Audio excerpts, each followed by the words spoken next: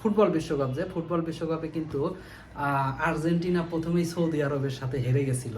Saudi আরবের সাথে হেরে যাওয়ার ফলে কিন্তু তারপরে কিন্তু তারা বিশ্বকাপ জয় করে ফেলছে। তো এই দিকে তাকান, হ্যাঁ, যে আর্জেন্টিনা যেখানে পারছে, আমাদের আমাদের স্যারেরা গেছে, আমাদের স্যারেরাও সেখানে পারবে। দরকার হয় আমাদের ক্রিকেট বোর্ডের যে মেম্বার যারা আছে তারা তারা নাইমা যাবে। এবার বাংলাদেশ কালকে ইউএস এর সাথে টি-20 খেলায় হেরে গেছে, দুঃখজনক বিষয়। কারণ টি-20 র্যাঙ্কিংয়ে আমরা হচ্ছি 9 নম্বর দল এবং ইউএসএ ওরা হচ্ছে 16 নম্বর দল। তো যদি আমরা এভাবে চিন্তা করি তাহলে বাংলাদেশের অবশ্যই ম্যাচটা জেতা উচিত ছিল। কিন্তু আমার মনে হয় যে বাংলাদেশ ম্যাচটা যে জেতে নাই, এর পিছনে কিছু কারণ আছে। আগে আপনাদের একটু কালকের যে স্কোর কার্ডটা সেটা একটু বলি। সেটা হচ্ছে যে স্যার লিটন দাস, সে হচ্ছে 15 বলে 14 করছে। সৌম্য সরকার 13 বলে 20 করছে, বাহ, যথেষ্ট সুন্দর খেলছে সে। তারপরে শান্ত হচ্ছে 11 বলে 3, হ্যাঁ 11 বলে 3। তৌহিদ হৃদয় ছেলেটা ভালো খেলছে, 47 বলে 58। সাকিব 12 বলে 6, মাহমুদুল্লাহ 22 বলে 31, আর জাকের আলী হচ্ছে 5 বলে 9। টোটাল স্কোর দ্বারা 153। পরবর্তীতে ইউএসএ ব্যাট করতে নেমে 156 করে এবং তারা হচ্ছে জিতে যায়।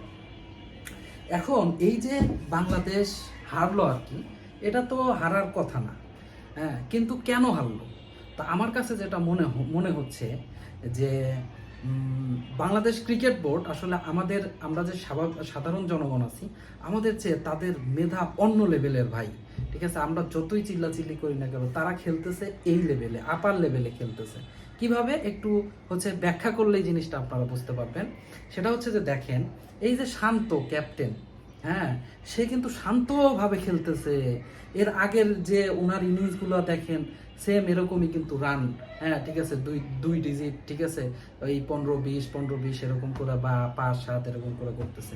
তাহলে এইটাতে কি দাঁড়াচ্ছে, যে শান্তকে ক্যাপ্টেন বানাইছে, অন্য যে বড় বড় টিম আছে তারা মনে করতেছে শান্ত কোনো খেলোয়াড়ই না। হ্যাঁ, তারপরে আমাদের স্যার লিটন দাস, ঠিক আছে, সে এত বাজে খেলতেছে, তারপরে হচ্ছে তাকে টি-20 টিমে ক্রিকেট বোর্ড কেন রাখছে? রাখার কারণই হচ্ছে যে অন্য বড় বড় টিমগুলো যেন আমাদের হালকাভাবে নেয়, যে বাংলাদেশ কোনো দলই না। আর মূল খেলাটা তারা দেখাবে হচ্ছে যখন মূল টি-20 খেলা শুরু হবে, তখন দেখবেন যে বাংলাদেশের আমাদের সারেরা এই হচ্ছে টি-20 খেলায় দেখবেন একদম ফাটায় দিছে। সব মনে করেন যে বলে বলে 6 মারতেছে। কারণ অন্য সব দল তো হালকাভাবে নিবে বাংলাদেশকে। বাংলাদেশের সাথে খেলার আগে তারা ওইভাবে প্র্যাকটিস করবে না, প্র্যাকটিস না করলে তারা ভালোও করবে না। তো এইটা কিন্তু একটা টেকনিক ভাই, এইটা বুঝতে হবে। বাংলাদেশ ক্রিকেট বোর্ডে যারা আছে তাদের মাথায় তো আর আমাদের মতো এত মনে করেন যে কম মাল নাই, তাদের মাথা হচ্ছে মালে ভর্তি।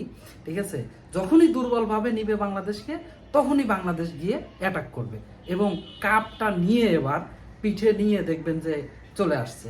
আর আমরা আমাদের এখন উচিত এদেরকে হচ্ছে ট্রল এগুলো না করে, ঠিক আছে, একটা হচ্ছে ওই যে ছাদ খোলা বাস, ঠিক আছে, ছাদ খোলা একটা বাস বা একটা ট্রাক হচ্ছে ঠিক করা, যে তারা যখন ট্রফি নিয়ে আসবে তখন আমরা যেন তাদেরকে এয়ারপোর্ট থেকে রিসিভ করতে পারি। মূল কনসেপ্টটা কিন্তু ভাই এইটাই, এটা নিয়ে কেউ কথা বলতেছে না।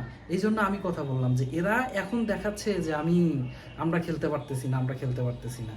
কিন্তু দেখেন মূল খেলায় কিন্তু এই যে স্যার লিটন দাস, তারপরে এই যে সৌম্য সরকার, শান্ত, ঠিক আছে, এইসব লিজেন্ডারি যে আমাদের প্লেয়ারগুলো আছে, তারা এদের খেলা কিন্তু শেষ রাতে দেখায় দিবে ভাই, শেষ রাতে দেখা দিবে। ওই যে একটা কথা আছে না, যে হুজুরের মায়ের শেষ রাতে, ঠিক আছে, তো আমাদের প্লেয়াররাও শেষ রাতে খেলা দেখবেন যে দেখাই দিচ্ছে। তো কোনো টেনশন নাই, কিচ্ছু নাই ভাই, বাংলাদেশ এবার ওয়ার্ল্ড কাপ নিয়ে আসবেই, ঠিক আছে, এবং যেভাবেই হোক বাংলাদেশ দেখেন এবার ওয়ার্ল্ড কাপ নিয়ে আসবে, ভালো করবে। আর একটা জিনিস বলে দিই, সেটা হচ্ছে যে গত যে বিশ্বকাপে কিন্তু ফুটবল বিশ্বকাপে কিন্তু আর্জেন্টিনা প্রথমেই সৌদি আরবের সাথে হেরে গেছিল।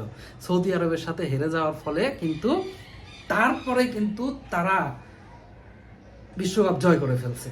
তো এই দিকে তাকান, হ্যাঁ, যে আর্জেন্টিনা যেখানে পারছে, আমাদের স্যারেরা গেছে, আমাদের স্যারেরাও সেখানে পারবে। দরকার হয় আমাদের ক্রিকেট বোর্ডের যে মেম্বার যারা আছে তারা তারা নাইমা যাবে এবার, ঠিক আছে, কিন্তু ওয়ার্ল্ড কাপ এবার বাংলাদেশেই, টি-20 ওয়ার্ল্ড কাপ এবার বাংলাদেশেই আসতেছে, এটা সবাই নিশ্চিত থাকেন আর কি। হ্যাঁ, তো সবাই চিল মুডে থাকেন, বাংলাদেশকে সাপোর্ট করেন। খোদা হাফেজ।